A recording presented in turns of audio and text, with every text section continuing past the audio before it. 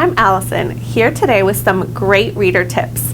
These tips all ensure that your most used notions are kept in tip-top shape. Let's talk about rotary cutters first. Sharon Camping of Los Angeles, California says, like many quilters, I have several rotary cutters. On the way to a class or retreat, I invariably would grab the dullest one. Now I mark the date on the blade when I change it so I know at a glance if it hasn't been replaced in a while. Here's another rotary cutter tip.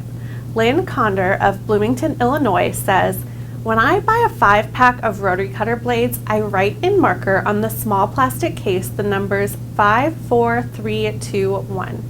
Each time I take out a new blade, I mark an X through the next descending number.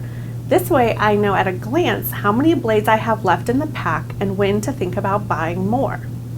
As a side note, these plastic containers are a great place to store dull blades instead of putting them directly into the trash bin. I recommend writing bad or old on the outside so you don't confuse them with new blades. Another common item people have trouble disposing of is needles.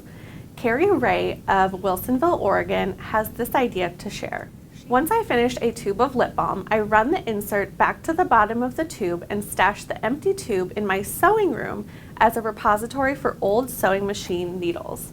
Replacing the cap after each needle is added keeps the needles contained for disposal. Let's talk about thread next.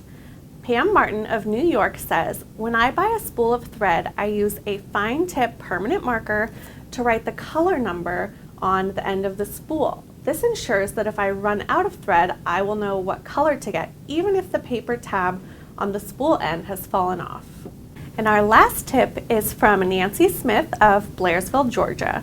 She says, because the cover of my seam ripper kept falling off, I decided to use a wine cork instead. The sharp tip of the seam ripper easily slips into the cork and stays in place. We love hearing tips from our readers, so if you have your own to share, email us at apqtips@meredith.com.